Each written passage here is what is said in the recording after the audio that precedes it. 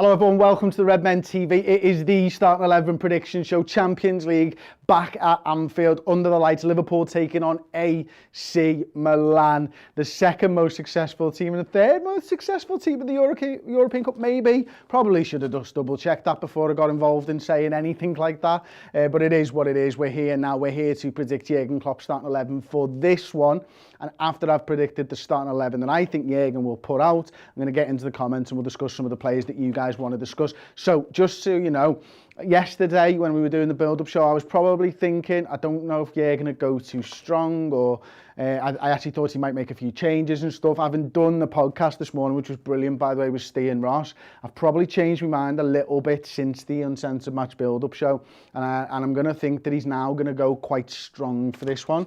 So nice and easy to start off with, isn't it? It's Alisson Becker in nets.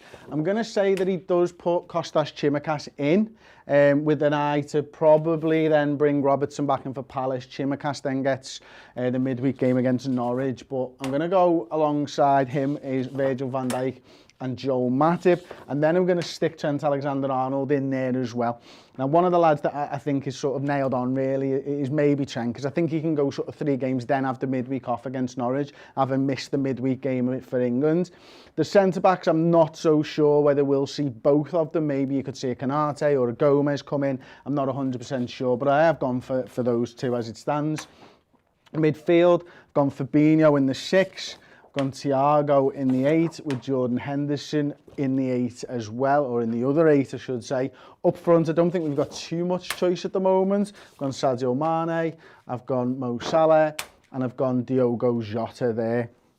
So, substitutes, we've got 12, and I'm not 100% sure that every one of these lads is fit, but we are where we are. So I've gone Kelleher in goal, I've gone Andy Robertson on the bench, I've gone Ibra Konate, I've gone Gomez, Nico Williams, he's maybe a bit of a doubt, so that's maybe not possible. James Milner as well. I've got Naby Keita, I've gone Kurt Jones, I've got Minamino, who's potentially a doubt as well. I've gone Divock Origi, although I don't know where the heck he is. I've gone Alex Oxlade-Chamberlain, and I've thrown a little Kai Gordon in there instead of a second goalkeeper in Adjin. Obviously, I think I'm right in saying that Clarkson and Kane have gone out on loan, so we're probably unlikely to see them lads. So yeah, I think that's probably the players that he's picking from. There's a potential for Firmino. I don't know where he's up to with his return from injury. I suppose it's difficult, isn't it? I've gone strong. I know I've gone strong, and I've switched Robertson out for Kostas because I think he started the season well. Obviously, with Harvey Elliott's injury, I've thrown Jordan Henderson in there. I think Jurgen will show AC Milan the respect that their name deserves. You know, we've just heard that Zlatan's not going to be involved. I think he's staying in Milan for this one, which is good news, of course. But I do like the height here with Van Dijk, with Matip and Fabinho, and obviously, you know, the Liverpool's ability from set pieces and corners and stuff like that has been greatly increased this season for having the 3 of those lads playing in more games of football and stuff. Let me know you think you think Jurgen will start, how you maybe think the midfield's lining up or anything like that. So yeah, Sid Senor said, could we start Konate? His Champions League experience would work well against the physicality of Giroud. So Konate, I think it's certainly a possibility, and you know, it might be one or it might be both of Konate or Joe Gomez here. I wouldn't be upset if that was what Jurgen was to do. In fact, I'd be quite excited to see Konate. I think it's probably more likely that only one of them comes in, and then it's which one are you taking out. Obviously, Virgil's coming off the back of a long-term injury, so maybe it's time to give him that little bit of a break, and I could totally understand that. Same with Joel Matip. Obviously, he's had his injury problems last season as well, so you could understand if he was just to take one of them. I think it is important that these lads do start to get minutes. If you don't get minutes in this one, where are they getting them? Is it Norwich? Are we going to see both of those lads in against Norwich in the League Cup? Potentially, yeah. So I don't know. I mean, it's just so tough, isn't it? I mean, Fabinho for me is one of the hardest places to sort of, you know, if you were to rest him, who's coming in? I mean, are you moving Jordan Henderson back? In which case, is a Naby, an Ox, or a Kurt Jones coming in? Yeah, that would absolutely work. Let's have a little look at that. You could put him there. Maybe you could pull Naby Keita in and maybe move Thiago across to this side. I'm not sure. which I'd be comfortable with, or there's James Milner for his experience in every competition that he's garnered over the last 20 odd years. Does that mean that maybe he'd be likely to sort of come in? So it's a really tough one, isn't it, right now? And I think we had a good chat on the podcast about this lad, Kurt Jones, who'll want to come in last season. You know, it was Henderson, it was Kurt Jones, it was Gini Wijnaldum for a good spell when we got to the top of the table just before Christmas. And those two lads were playing really well in the centre of the park. And Kurt Jones will have been watching Harvey Elliott, and we discussed this on the podcast before, of how Harvey sort of took that position off everybody. You know, he took it at times off Jordan Henderson, he took it at times off Thiago, he took it off Keita and Oxlade-Chamberlain. Kurt Jones will be thinking, that was my position before I got injured. You know, that's where I was in the squad, as it were. So maybe he'll be looking to come back in and sort of really showcase exactly what he can do. And, you know, I feel like Kurt Jones last season, you know, he is a very attacking player. He loves to get in and around the box. He loves to get his shots off and stuff. But Harvey Elliott showed us a little bit more. And maybe Kurt comes in and starts playing with a little bit more freedom that he saw maybe Harvey play with over the last few games and stuff like that. And then the forwards, this is the tough one really, isn't it? I mean, with Firmino being out injured as it stands at the moment, I know I've put him on the bench there. I didn't actually, no, I left him off. With Firmino injured, anyway, Mane, Jota and Salah, what are you going to do here? Because, I mean, there's a potential to rest one of them and maybe put Oxlade-Chamberlain in that number 9 position. Maybe if you wanted to rest Mane, you could move Jota to that left-hand side and see if he can take over Mane's role this season, certainly, of bursting into the box when Jota himself has been the man who's been sort of vacating that space. I mean, as we know, Mane had 10 shots in the last game, which is incredible. But going into that game, he'd had more forward runs into the box than any player in the Premier League. And certainly after the game, I'm sure that would still be the case. So maybe Jota would like to have a little bit of that. Maybe Jota jumping in there and trying to get a goal from that position. Because obviously he only had 1 shot himself at the weekend, whereas Mane had 10.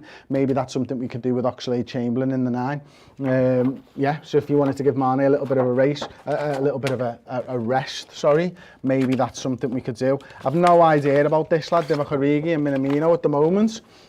I just don't know where either of these two fellas are up to in the squad. I mean, the fact that Divock didn't make the bench last time out, I've not heard anything about an injury or anything like that. So is it just how far he's fallen from Jurgen's thoughts at the moment that maybe he's not going to be the one involved? Fabinho and Alonso with Gerrard ahead is disgusting. What are you lads talking about there? We'd like to see Jones or Konate play tomorrow, says James Thomas. Jota on the left in his natural position, says KB. Sid Senor says, love the show, keep it up, thank you very much. I would prefer Matip to be rested due to how fragile he is when we need him the most, said Nathan Rees, which I can totally understand. My point is always with Joe Matip, he's just as likely to fall down a grid walking down the street and injure himself than he is playing a football game and injuring himself. When Matip's fit for me, I play him. Because you just don't know how he's going to get injured or when he's going to get injured. So yeah, it's one of them, isn't it? But yeah, totally think. NWK Madman says, is this live? I hope I've answered your question. Ox somewhere in the front 3, says Jack Darwish. So yeah, we've just had a little bit of a discussion about that one. A Salah rest, says Mohammed Yunus. Yeah, can't imagine that that's going to happen. Salah doesn't do the resting thing. Not for him, is it really? Other than that, I mean, obviously Robertson could come in at left back, certainly. And maybe you make changes for the Crystal Palace game at the weekend. You know, maybe Jurgen thinks AC Milan, a team that we've not played since 2007, a team we've not played before, a manager that I don't think Jurgen's come up against. Maybe he goes strong in this game and goes a little bit more against the players that we know, like the Crystal Palace players and stuff like that, or admittedly under a new manager.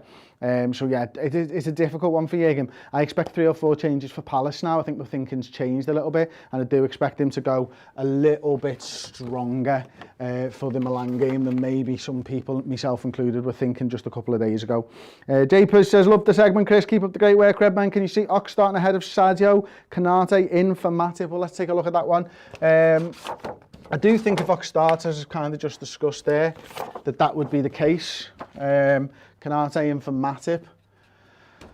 I like the look of it. I think this is it, isn't it? I mean, if you can play these lads, and look, we've not even discussed Naby Keita, to be honest with you, have we? Because, I mean, Naby Keita might have something to say about this. Obviously gets a a couple of starts earlier on in the season. Maybe it's a bit of a rest, one or the other, between Thiago and Jordan Henderson at the moment. Maybe you see something like that with him sort of taking that advanced midfield role. You know, him sort of marshalling that left with Costas and Mane, Henderson marshalling the right with Salah and Trent Alexander-Arnold. A lad who will certainly want to prove that he deserves to be in that first team. I wonder whether Ox right now is more of a backup forward than he is a backup midfielder. But as I say, only games will probably let us know if that's actually the case or not. Just looking for Diogo Jota so I can put my starting 11 back to where it was, so that we've got it for the weekend and stuff. So there you go, that has been my starting 11 prediction. Get into the comments again. Minamino for Mane, second half, if available. I really would like to know what's going on with Taki. I mean, I don't know whether he is available at the moment, but I want to see him because I thought he had a good pre-season. When he's played in the Prem for us at times, he's looked decent as well. Obviously, his loan spell at Southampton didn't quite work out probably as he expected, certainly after the start that he had. But I think I'm still not ready to write Minamino off yet. I think, you know, there's a player in there. There's a reason that the lads in the squad, when we played Salzburg a few years ago now, were like, whoa, this lad here. And I just wonder whether it's just going to take a little bit more time to adapt to Liverpool, the new surroundings, the squad, the high quality of the squad as well, not being the best player in the team or one of the best players in the team. I still, yeah, I'm not ready to write him off. I'm really not. I want to see him get a run of games at times, but certainly a run of games where he gets minutes, not necessarily 90 minutes every time, because you're not taking Mane, Salah or Jota or Firmino out for prolonged periods of time unless they are injured. But I just, I don't know. I'm not ready to write him off, I suppose, is where I'm going, and I've said it 3 times. Ian Rush's moustache says, I don't think Jurgen has faith in Taki at the minute. Andre Basco says, Jones in for Hendo, could be an opportunity for him there. I imagine you'd see Thiago move to there and Jones play that left-hand side potentially. Whoa, Etam Ulasham says, who would you have from that 05-07 fans that you put into this team? Mate, I mean, Gerrard's an absolute no-brainer. Yeah. Alonso, certainly. That's probably what you were talking. This is what you were talking about before, isn't it? I love this Liverpool side. There's probably not too many there that I would be swapping, to be perfectly honest with you. So there you go. That has been the Starting 11 prediction show. Thank you so much for joining me. We'll be back, of course, tomorrow, an hour before kickoff. I believe it's Ross and Errol tomorrow night. Looking forward to that one on the watch along. Me and Paul will obviously be at the game itself. Go and check out the podcast from this morning if you've not checked it out already. And we'll see you next time on the Redmen TV. Ta-ra. Hey everyone, brand new month, brand new competition. This time for you guys, we have got a signed and framed Michael Owen print up for grabs, and it is available to our Club Legend subscribers on the redmentv.com. All you've got to do to enter is join as a Club Legend, or if you're an existing subscriber, upgrade your subscription to that Club Legend tier, and you are entered into the competition to win that signed and framed Michael Owen print. Not only that, you also get access to our full suite of extra content, bonus Redmen TV shows, and full-length, feature-length series and features centering around all aspects of Liverpool Football Club, documentaries, interviews, and the works. It's like a full streaming service just for Liverpool fans. If you're a Club Legend, you also get bonus things, discounted merchandise, free live event tickets, and access to our exclusive Discord group, which is full of really sound human beings. It's great. You want to be a part of it rather than some of the nightmarish worlds that exist on social media today. But yes, become a Club Legend, be in with the chance of winning a signed and framed Michael Owen print, and get loads of bonus features as well. Go to the redmentv.com.